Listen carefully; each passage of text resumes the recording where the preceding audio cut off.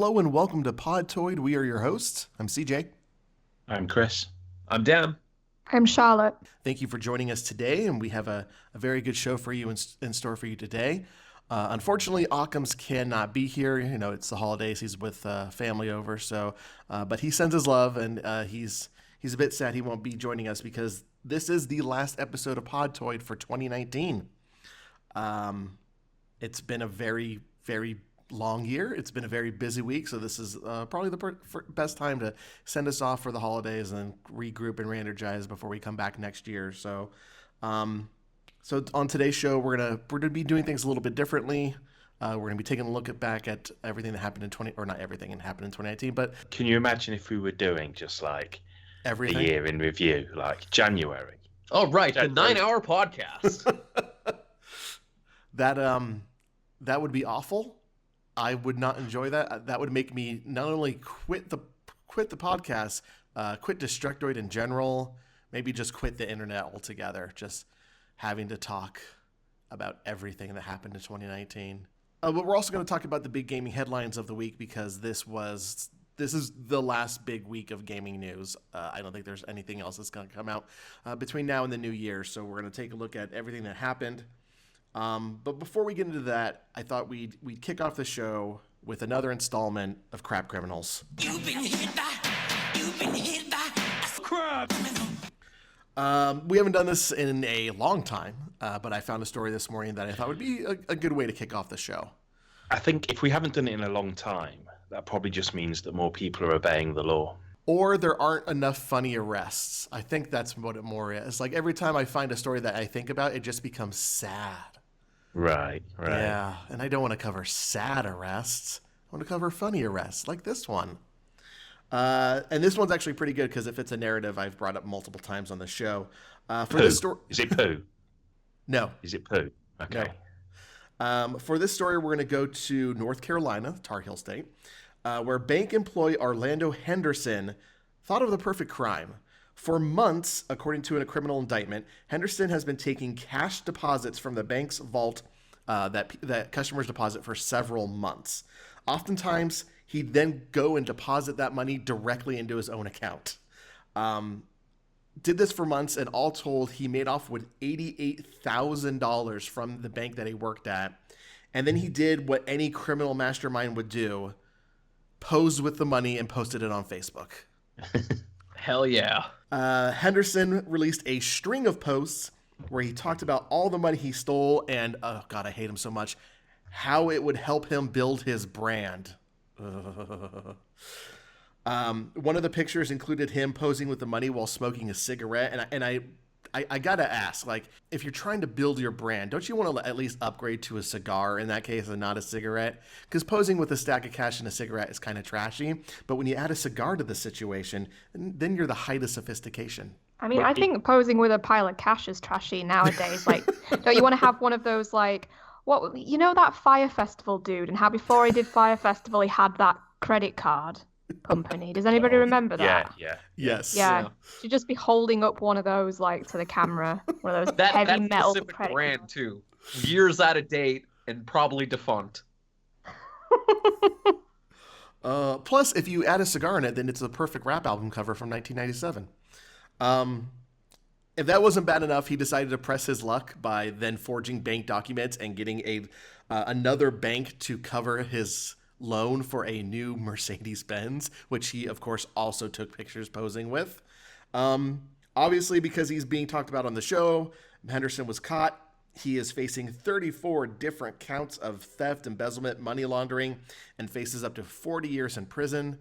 And he would have got away with it, too, if it weren't for those meddling kids and his inability to not post pictures of himself online. But yeah, by meddling kids, you mean him and his own existence. Himself, he was the yes. meddling. Yeah, he was the meddling kid. Yeah. Him and his inner child that just wants to impress people as he builds his brand. This isn't like the first of these stories, is it? Of people basically being caught because they just put photos of themselves online or video of themselves online committing crimes, and we're just like, or like.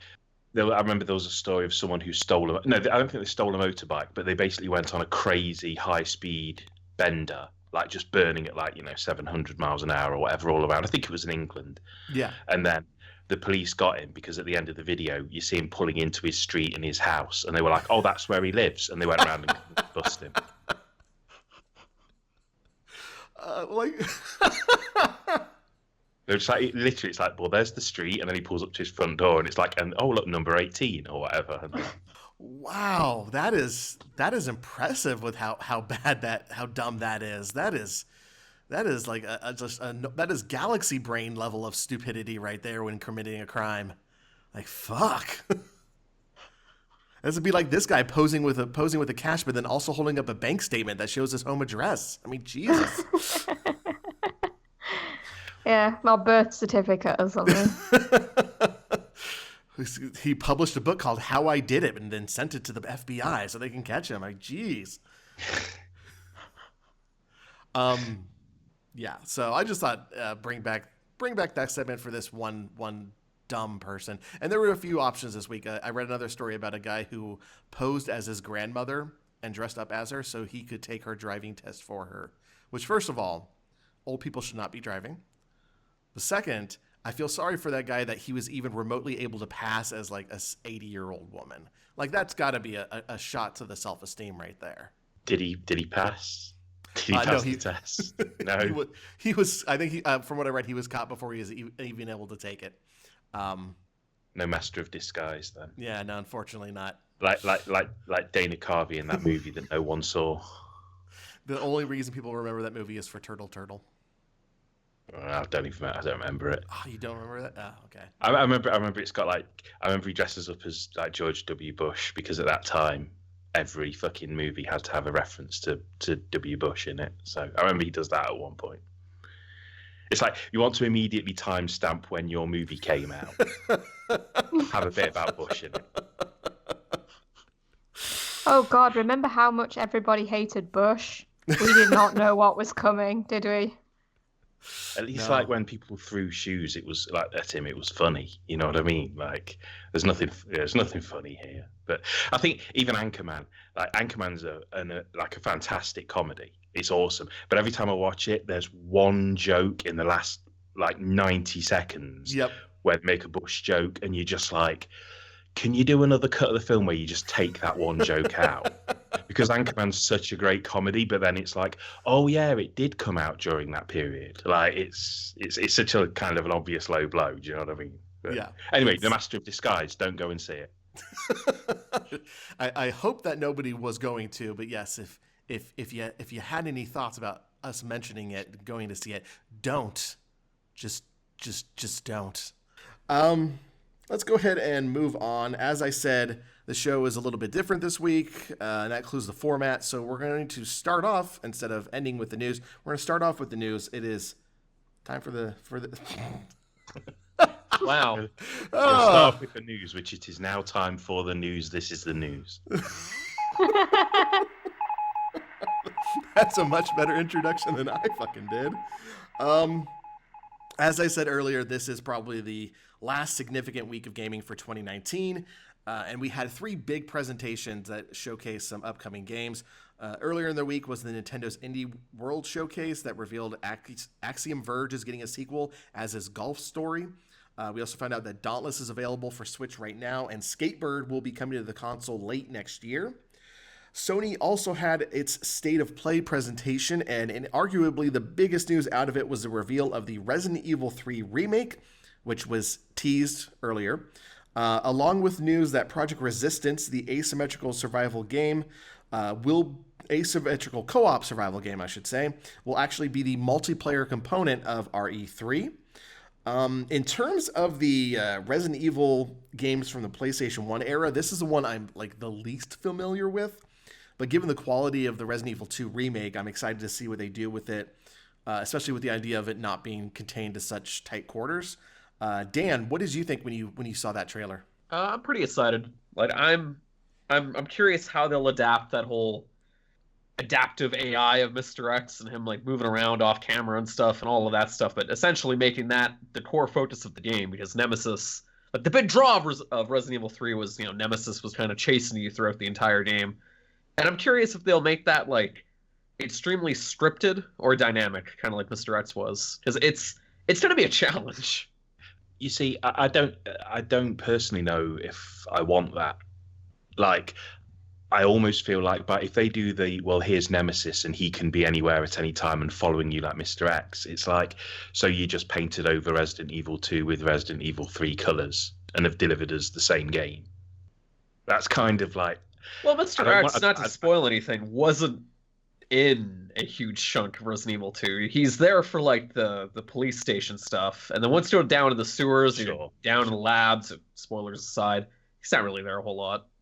Pops up at the end. He's a big boss fight. So they've kind of brought out Resi 3, or at least the announcement of it, really quickly. I'm not sure how long they're working on it, but I can't help but feel it's going to be very similar.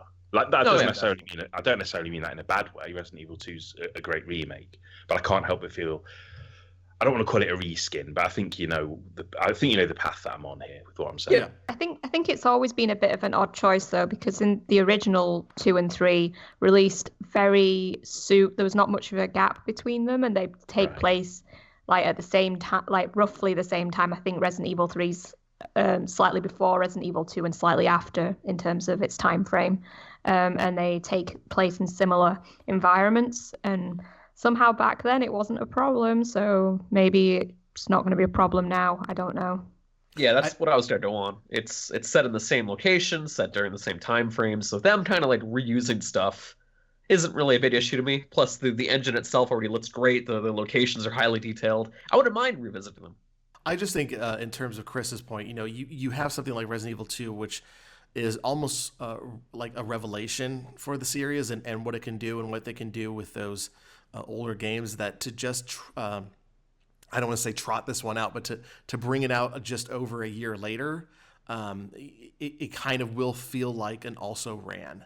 I guarantee you, I could go online right now, go through Usenet and GameFAQs, and find people going like, Resident Evil 3 is way too similar to 2, and getting real mad about it and why it's on a PlayStation 2 game. So I read, and I don't know if this is true, that Sony demanded, and this may be that they were publishing it or whatever, that that Capcom had to deliver 3 mainline Resident Evil games to the PlayStation 1, and so Nemesis, which was originally going to be a spin-off, was then changed to Resident Evil 3 because the core group working on Resident Evil games was working on Code Veronica for the Dreamcast at the time. Don't know if that's true, but it's interesting. I've not heard that before, but yeah, that's interesting. I'm looking forward to playing the remake of Resident Evil 3 because I think probably of the first 4 Resi games, mainline ones, I think 3 is the one I've played the least, whereas I think 2 I've probably played through that game like 70, 80 times. Do you know what I mean? But but 3 I've probably only played through 2 or 3 times. So it's the one that probably will be the least familiar to me and will feel the most like kind of a new experience and a new game. So although it sounded like when I started that I was almost like, oh, more of the same. Don't get me wrong, I am actually looking forward to checking it out. Yeah, I think I was excited to play 3 all the way through when Capcom started releasing the series again on GameCube, and so they had the Resident Evil remake on GameCube, which was outstanding. But then for the 2 and 3, they just kind of slightly improved the graphics and then threw them on disc and pushed them out the door. So I was less inclined to then pick them up. So, but like you, Resident Evil 2, I've beat that game like maybe 6 or 7 times. I think the thing you've got to look forward to the most is it's because they've had an extra year since Resi 2 Remake has come out. That's given them 12 whole months to perfect those giant spiders. Yeah, that's... Oh, yeah. Can't wait. So many eyes. So many eyes. Can I just say that I don't... What have they done to Jill's face? Because Jill, like Claire, looks nothing like the original Claire in Resident Evil 2. But Jill in the new Resident Evil 3, she looks like Mila Jovovich, which is like really weird because Alice and Jill in the movies are not the same person. Right. Like Alice is not supposed to be Jill. So it's really weird. Like I'm not saying like that's not a comment on her appearance or anything. It's just threw me a bit because it doesn't look like how I would expect Jill to look.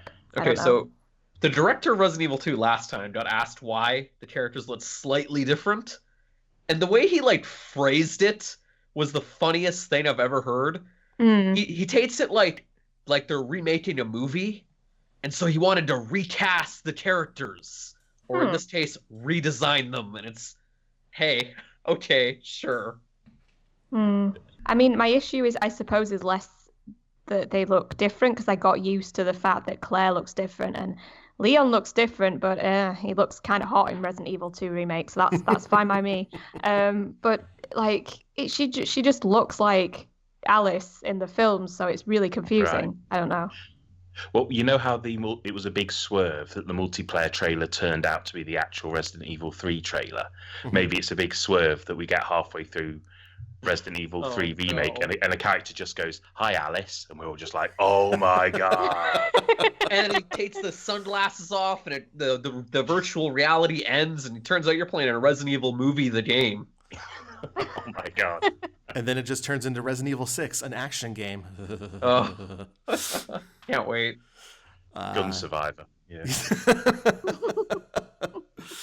Oh, now that would be the ultimate twist. Oh well. I at first thought New Jill looked a bit like Natalie Imbruglia, but having looked again, I'm actually completely wrong, and I have no idea why I thought she did. No, yeah, I didn't think of the Mila connection until you mentioned it. Now that I'm on Google Images, you're kind of spot on. Well, I saw it in a tweet and I was like, yeah, and now I can't unsee it. Yeah, I'm in that same boat now. And Carlos is just Miguel from Tekken now. Yeah. Like it's literally Miguel from Tekken wearing a Stars skin or whatever. Like, he's got the hair, he's got the same shaped face and jawline, he's got the facial hair. It's almost copy and paste. But I do like his big bushy head of hair though. It's a nice change. Jill has pants now. That's good. Yeah. Our next story that we're going to talk about is all about the Game Awards and the announcements that came out of it. Obviously, we're not going to cover them all, but some of the most notable reveals from the show were the Xbox Series X console, which is the next iteration of the Xbox brand with a tower design. We also got our first look at the Series X exclusive title. Oh, that is hard to say. Series X exclusive title, Sasuna Saga Hellblade 2. We also got a look at a game coming to the PlayStation 5 called Godfall. And then there were most other games announced for the show had at the end of the trailer had it say coming to PC and console. So it's really unclear of when or where we're going to be able to play some of the games that were announced. Some other highlights include announcements of The Wolf Among Us 2, a confirmed 2020 release date for summer of Ghost of Tsushima, Surgeon Simulator 2, Bravely Default 2, and that was weird when I saw that one pop up in the comments because I was working on it. I'm like, wait, do you mean they're porting Bravely Default or Bravely Second? Right. Yeah. Sons of the Forest, a sequel to The Forest, and Fast and the Furious Crossroads, a game that, judging by the trailer, has all the best graphics 2011 can buy. Charlotte,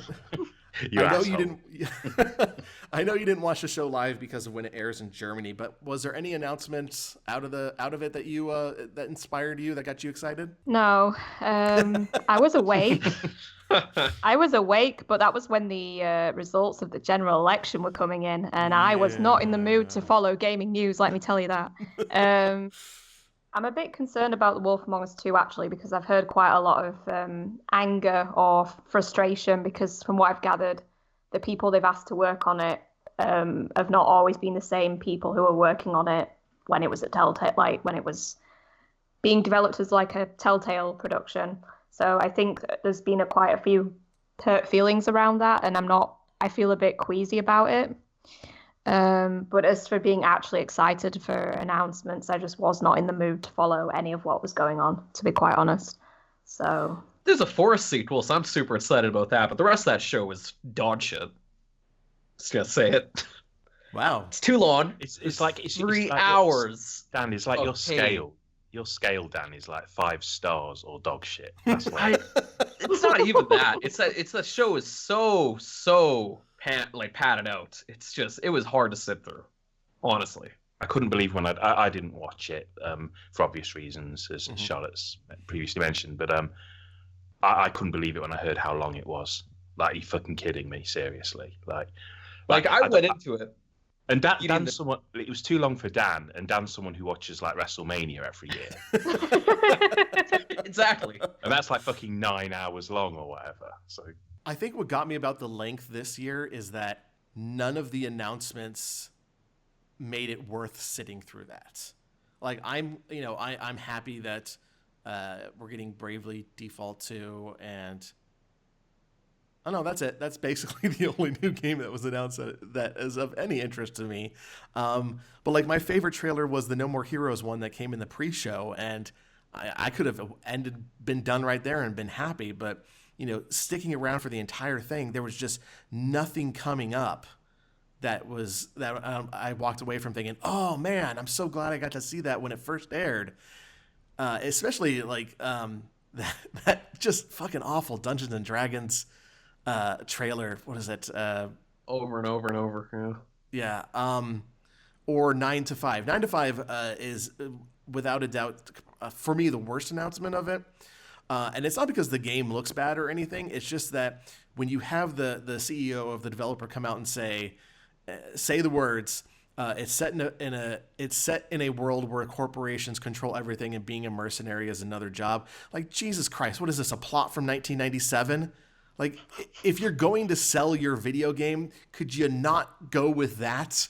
I'm sure it might be interesting, but the second he said that, my eyes rolled back into my head, and I just like, oh, I don't want to write about this. I don't want to tell anyone about this. Yeah, for me, I went into the show kind of not looking forward to it in general already based off the Death Stranding news and all the nominations. To by the time that, like, Best Gaming Tweet was being awarded or Subway's Most Fresh Indie Game, I was like, fuck this production.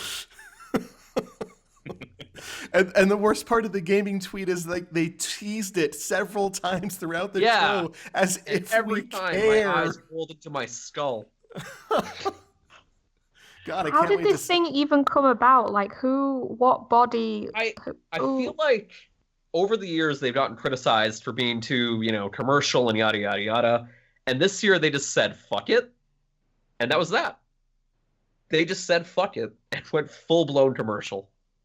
I mean, it's Jeff Keighley's baby and his legacy, because he did all of the Spike VGA awards when those were still a thing, and we were giving out, awards for, I don't know, hottest female breast showing Hottest character. I don't know. gamer It's Spike. It's garbage television. And in the first few years of the Game Awards, they still had that. The worst award ever, which is most anticipated game. Like that's not an award. Stop doing that. But like this year, just with the caliber of the announcements that were made, they should have just really focused on the awards. Like really, just have more time for that, because I can't sit through another 6-minute trailer of something I don't care about. And they rolled out Green Day. Oh. And churches and Chiverches. Yeah. Chiverches. And then Elon Musk's girlfriend. I think he's still his girlfriend. I don't know. She's still his girlfriend. She still is. Yep. Yeah. That's. But yeah, no. I'm sure she has a name and her own career, but yeah. Halsey. That's the thing. Halsey. 3 separate concerts. Why? I can't remember her name, but she has a name. It's not Halsey. Halsey's the other one. It's Grimes. Grimes. There we go. But I always think of Frank Grimes. Grimy. But wasn't like she worked on Evil Within, and now she's not part of that team anymore, and she's on Twitter going everywhere. Yeah, she was sat next to Elon Musk, and she was like, "Oh, I should have asked him for a car." And I'm like, can somebody just save her and pull her away from Elon Musk, please? She's too pure to be hanging out with Elon Musk. Just get her away from him. I saw a picture of those two sitting together, and then Ninja sitting behind Reggie with the caption "Good and Evil." So the next time we see Nakamura, she's going to be in a fucking Cybertruck.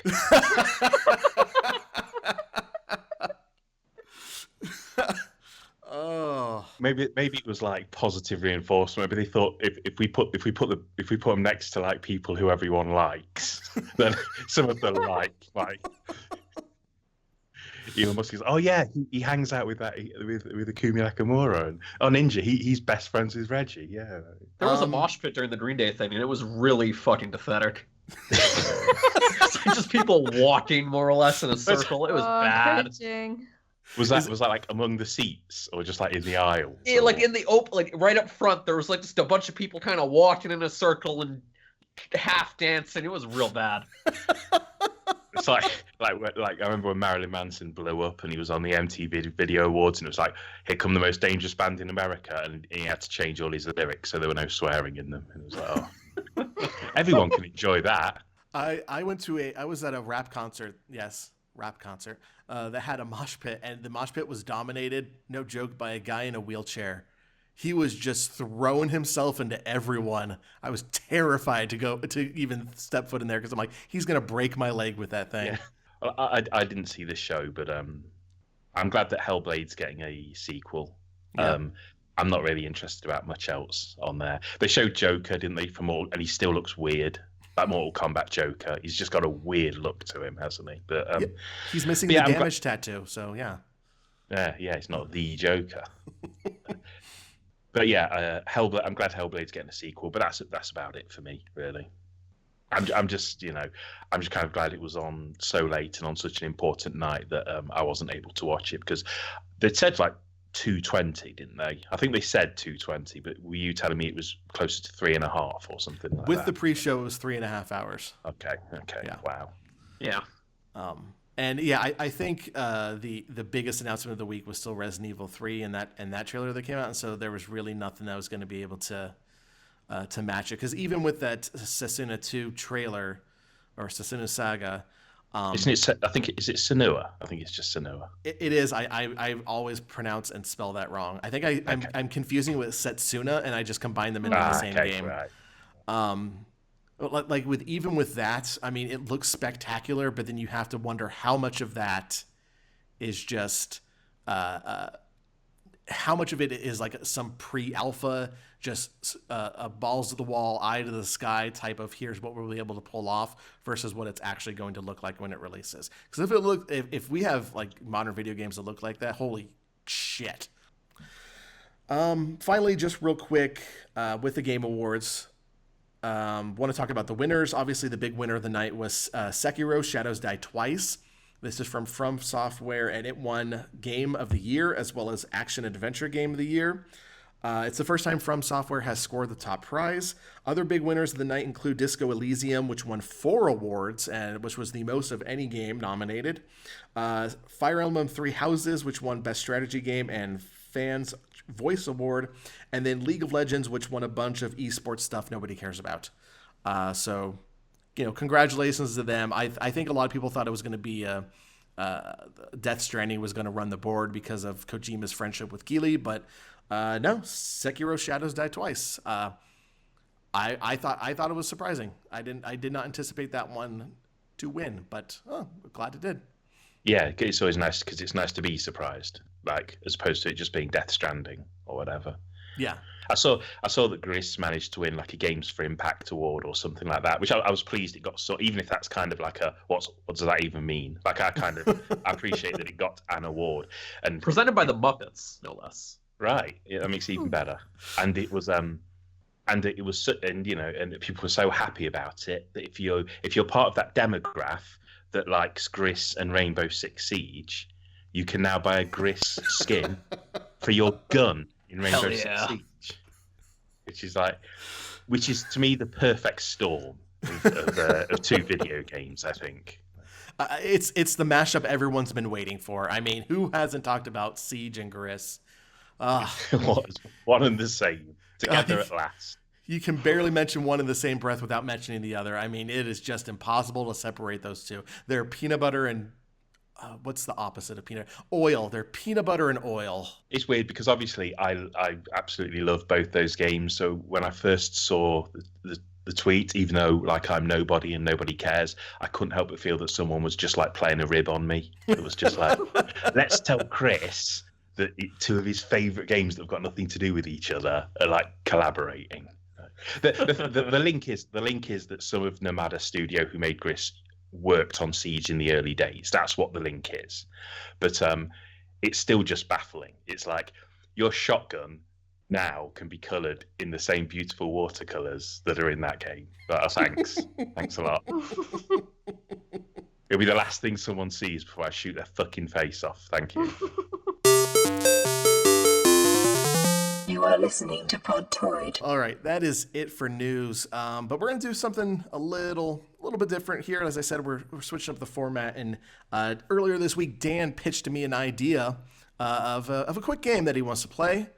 So Dan, can you tell us what is this game we're about to play? Yes. Eventually we'll have wacky sound effects, I'm sure, but for now, the name of the game is What Year Was It Written? So I'm going to read out a random post on the internet from an unknown year, and the three of you will have to guess which year it was written. Okay. So today's subject is, will retro destroy Metroid? Think of some of the awesome 2D SNES games that were destroyed when they transitioned to 3D. Contra 3 The Alien Wars, Castlevania 4. Contra was turned into a horrible 3D PSX game, and the awesome Castlevania 4 turned up as some bad 3D game on the N64. I think Metroid should remain a side-scrolling game, but 2.5D like Yoshi, but not too darn cute, of course. Do you agree?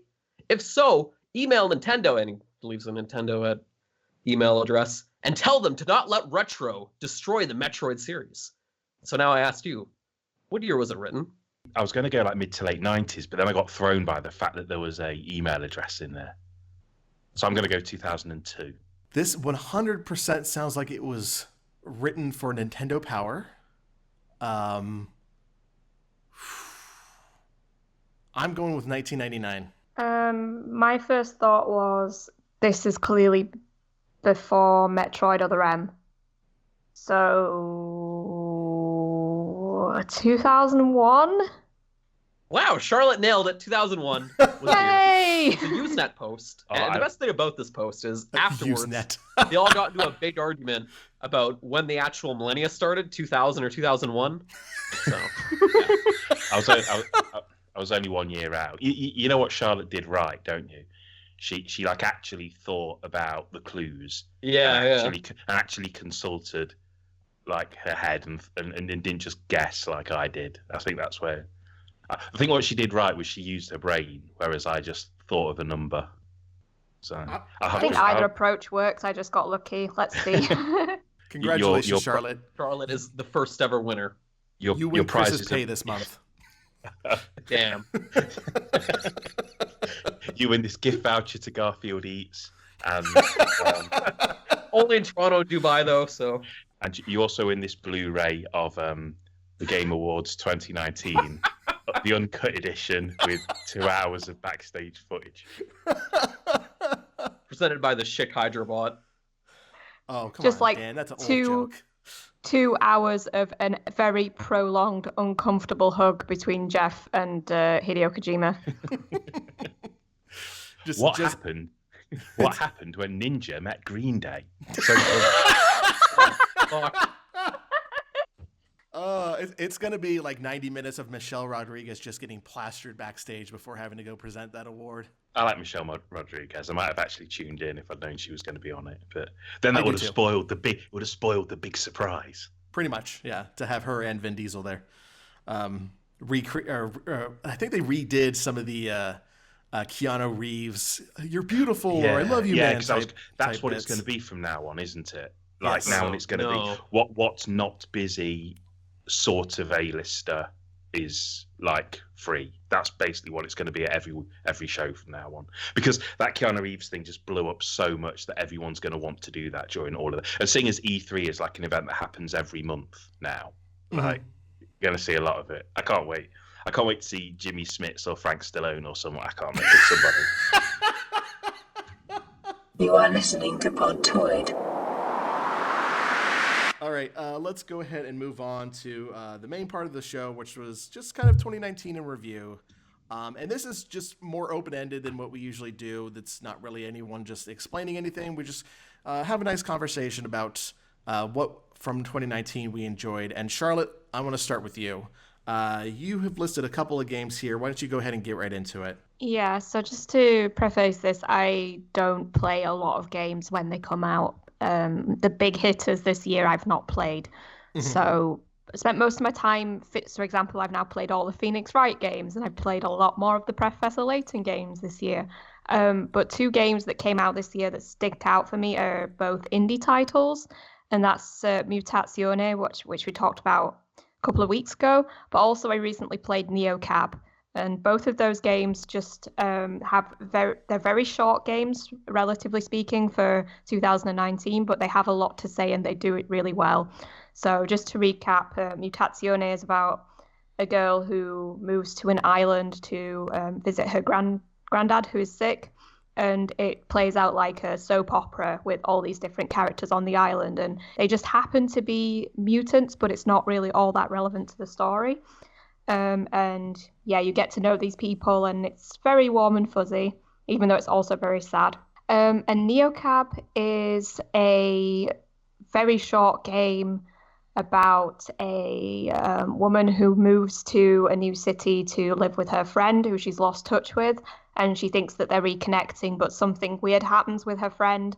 And the B plot is that, or rather, sort of a second A plot, is that the woman you play is a taxi driver, but the field of human taxi drivers is being phased out by automated cars, and there's a sort of tension between automated driving and human drivers because human drivers have now got a reputation for being less safe, and there's been campaigning that like people have been hit by human drivers and that they should be taken off the roads.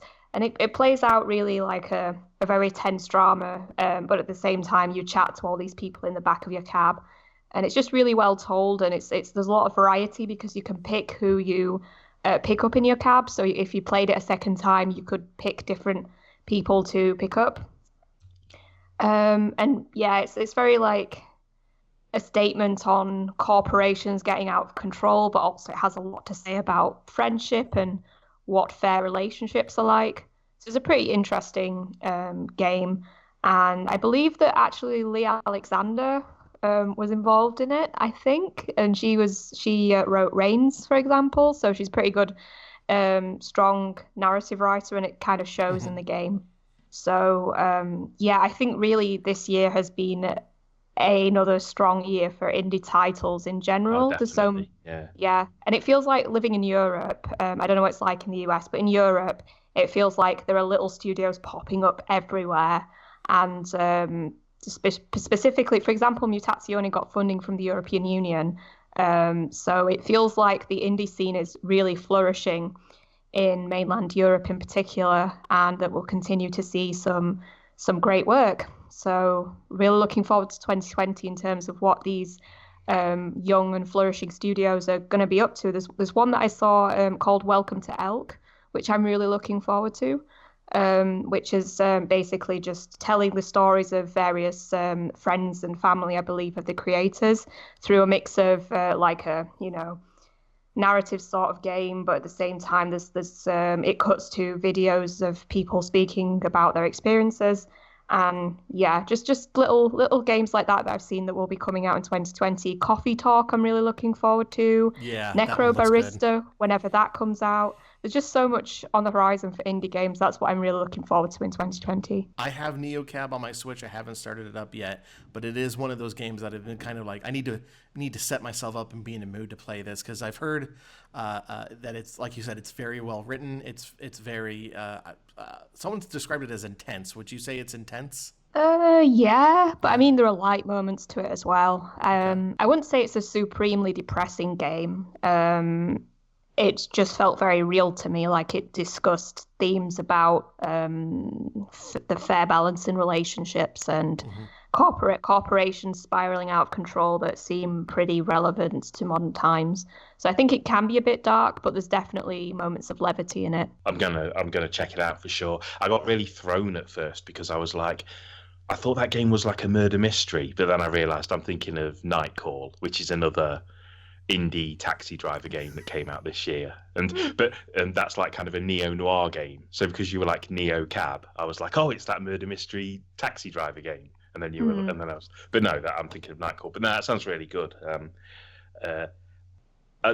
You've been like this year. I've really appreciated a lot of these kind of cool games that have come out of these smaller studios, which I won't deny. A lot of them I've found through you talking about them on this show. Do you know what I mean? So, no, that's just another one to add to the list of my list of tiny games. Small scale kind of adventures. It's good stuff. I'm really glad that like every year we're not quite back at the bedroom programmer days of the 1980s, but we're getting there. Do you know what I mean? It's always getting to the point where it's like this game was made by 3 people, and it's really fucking amazing. And that can only be a good thing. Okay, let's go ahead and move on. Dan, tell us. You want to talk some smoking sexy style? Yeah, it's a small little niche indie game from a developer called Capcom. And they have this really great game that came out this year. Yeah. It's a Could you spell Capcom? I don't know. I don't know oh man, it's K. Oh, okay. That's right. Shit. That's right. Now I know it. Anyways, you ride a rocket arm and then do skateboard tricks on it, while then chaining into the air and then shooting dual revolvers and then switching that out and turning into a big sword combo. And then the narrator yells, "Smoke and sexy time" sometimes. And I go, wow, this is the best game I've played this year, was an exact quote that I said. The description you just gave sounds like it's published by Devolver Digital. I just want to say that right now. Honestly, Devil May Cry would fit perfectly as their live group games. I was just about to say, and that game is Red Dead Redemption 2. I should have led with that. That would be great, but I wish. I assume this is what you voted for in the Destructoid's Game of the Year awards. I did. Okay. Well, compared to past Devil May Cry games, would you say this is the best one, or where does it rank for you?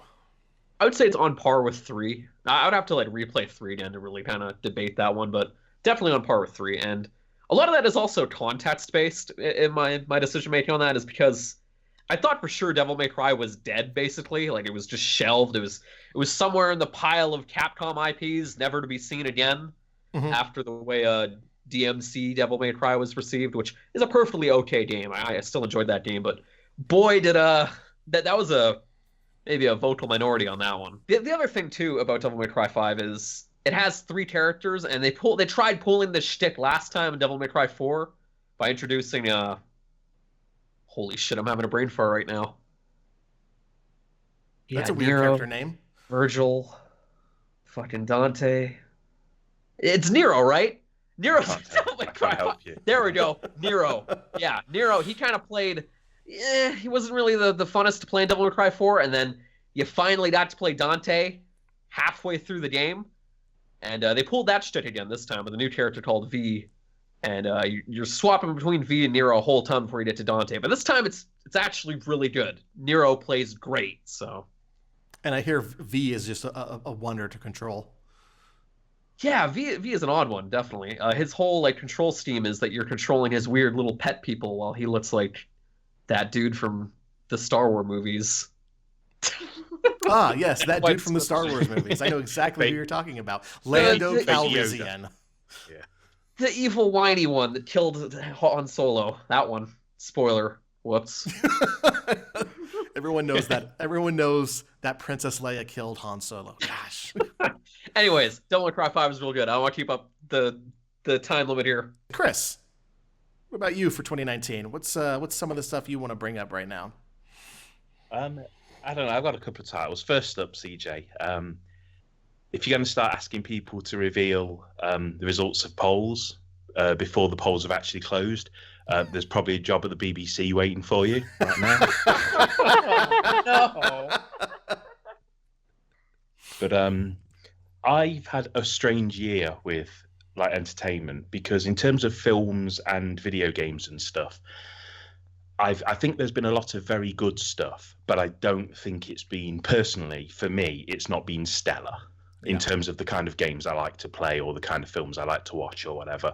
So it's weird. I haven't really got much of a game of the year. I've just got the games that I thought were better than other games. You know what I mean? Of the ones, which I guess you could say that's what a game of the year is. But to most people, a game of the year is like, this is a 5-star game that I'll play for years. And I don't really think I played anything like that this year.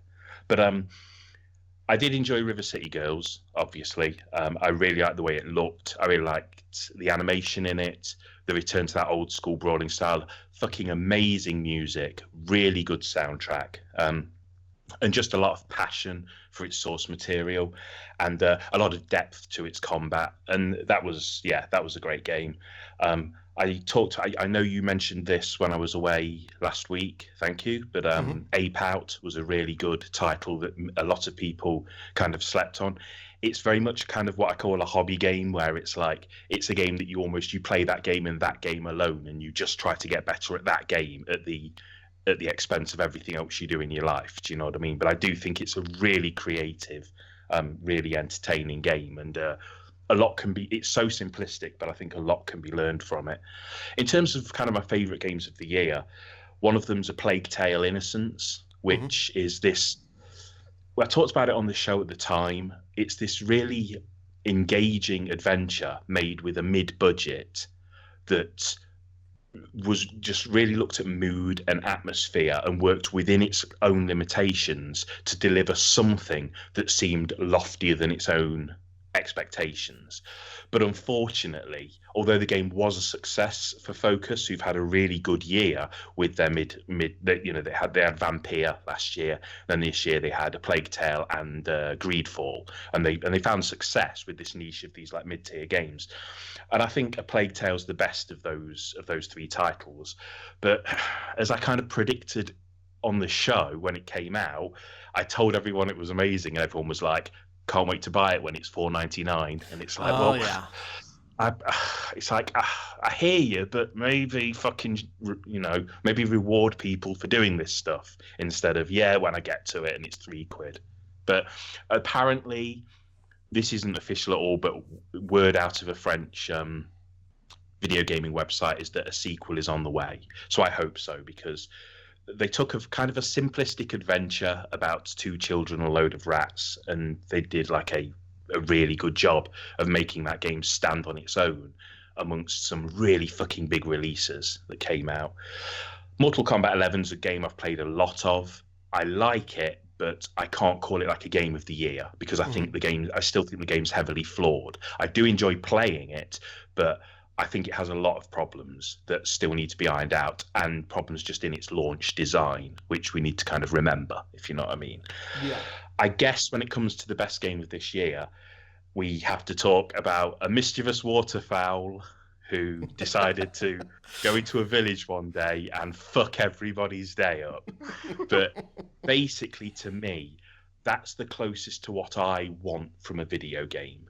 It's like, my favorite game last year was Gris, and it's short. You can get through it and experience it in just a few small bites or just one like mega session. It's creative, it's colorful, it's unique. There's very little like it. It uses sound really smartly to push forward its comedy and its story. It has characters that, even though they're kind of blank canvases, again, like in Grease and Ape Out as well, where all the characters are faceless, they're like canvas characters that you can project thank you. You can project whatever you want onto them.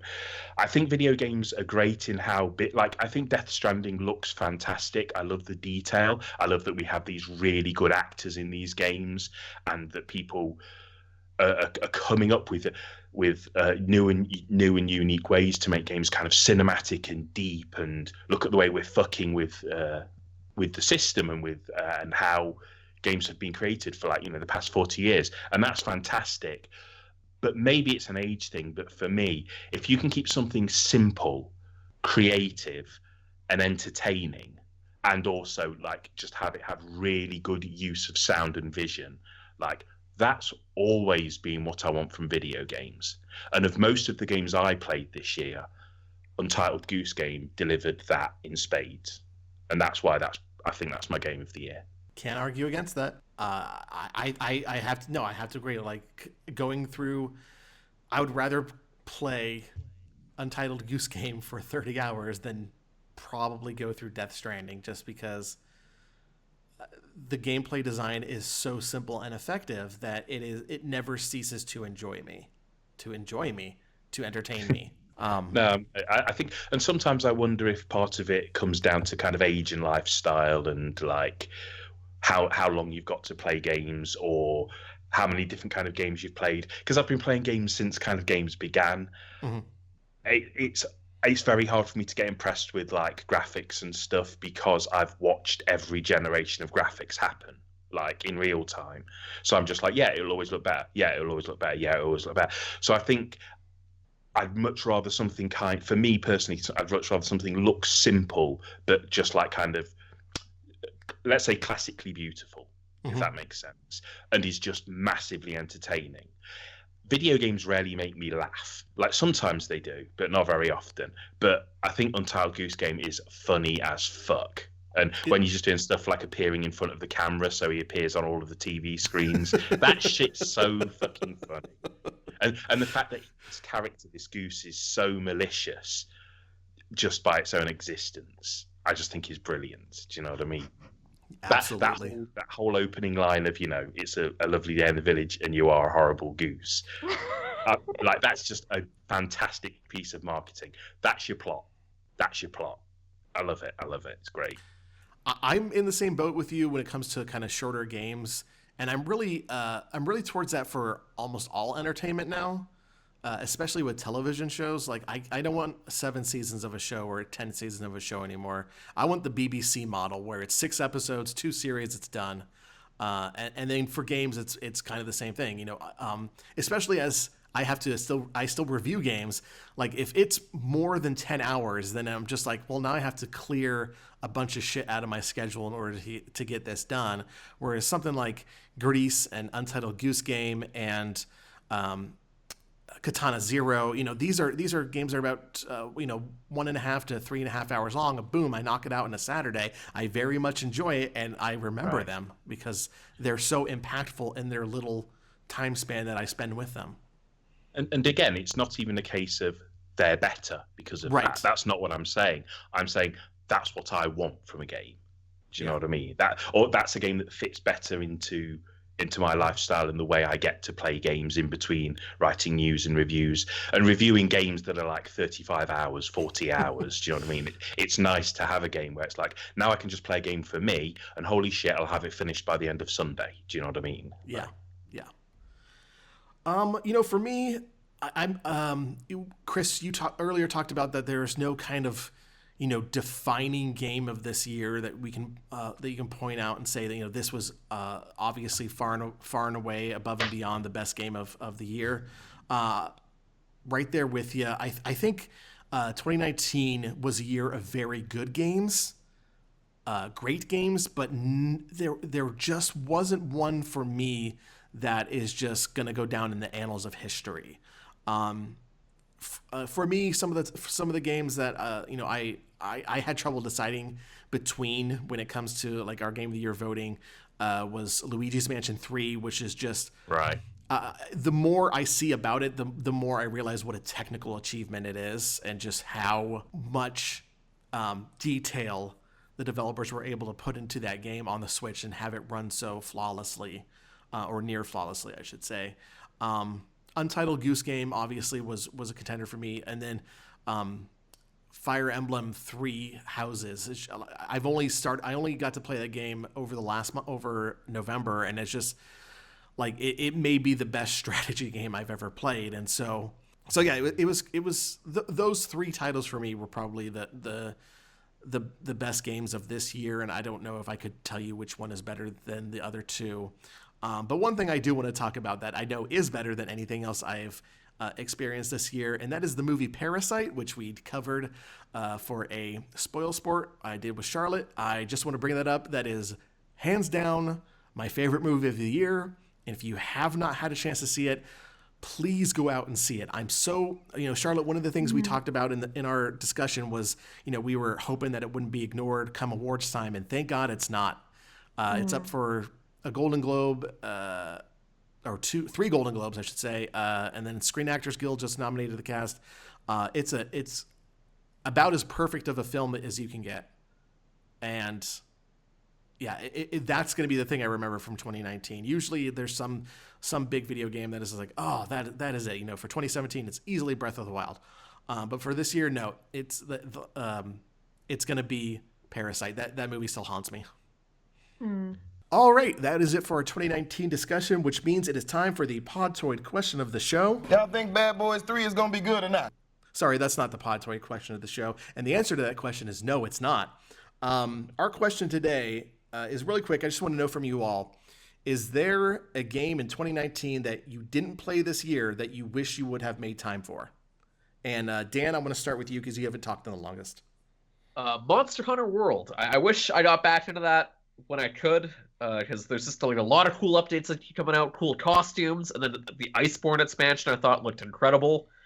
Now I feel like I've forgotten all the controls, and it's just too thick of a barrier of entry for me to just hop back into. So there is a steep old learning curve for that series still. Nice. Chris? Like I said earlier, I've played so many games, and I've done a lot of writing, and I've been working pretty hard, and I've had some health problems, and a lot's got in the way. And basically, I haven't really gotten the time with Garfield Kart Furious Racing that I wanted. Damn. I know, he stole my answer too. But on a more serious note, I think it's probably either going to be Disco Elysium, just because no one will stop talking about it.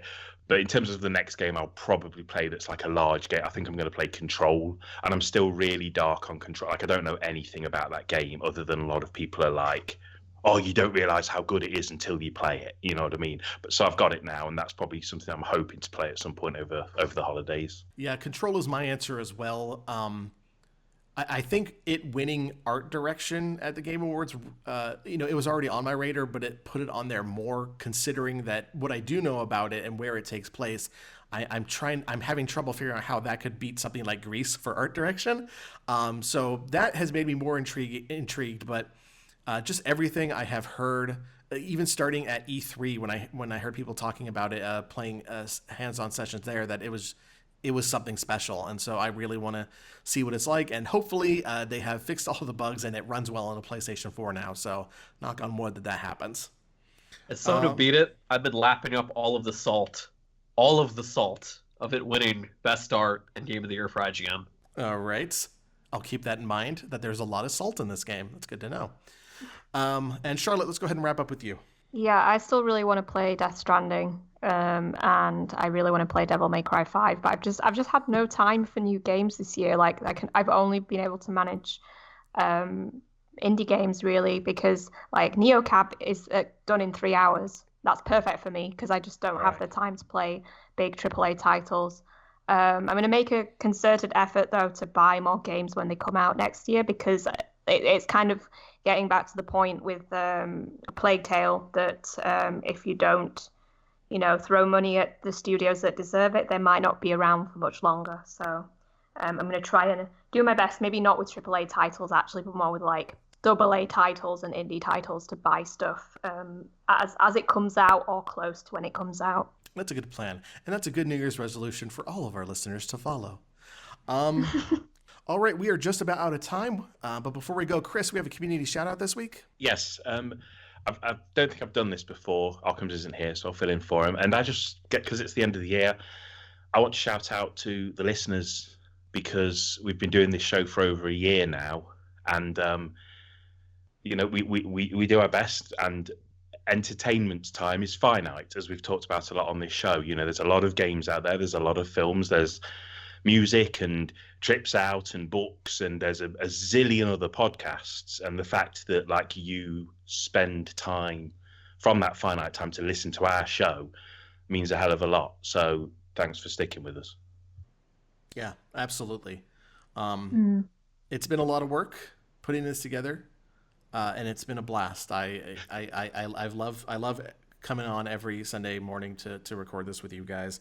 So I just want to thank you for helping me bring Podtoid back. Well, and you too, CJ, because you're an excellent host, and I've been telling you this since week one because I genuinely think it. Yeah, CJ's great. Yeah. More praise for me, please. Hell yeah. CJ has sexy silver style. I don't know. He's got that triple S rating. Sexy smoking style. There you go. Don't get it twisted. I mean, I record the latest out of all of you. It's currently 8:10 at night here, and because CJ's so high energy a lot of the time, it really pulls me through when I'm feeling really tired on a Sunday evening, and just struggling to get the words out. So I really appreciate having CJ's very, very good steering of the podcast. Thank you. I couldn't have done it without you guys, and we wouldn't be here if it wasn't a team effort. So, just thank you, and thank you to listeners. I know we're not the old guard who started Podtoid, or the communists who used to run it.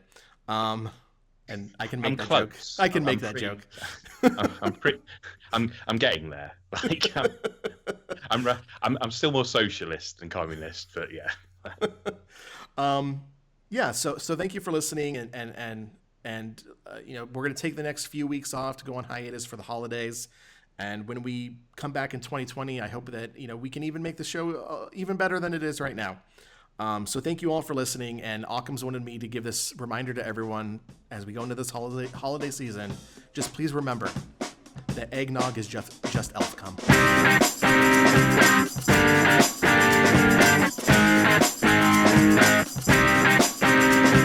Have you noticed how the Occam's hasn't been on, and this has easily been the cleanest episode that we've had? Damn.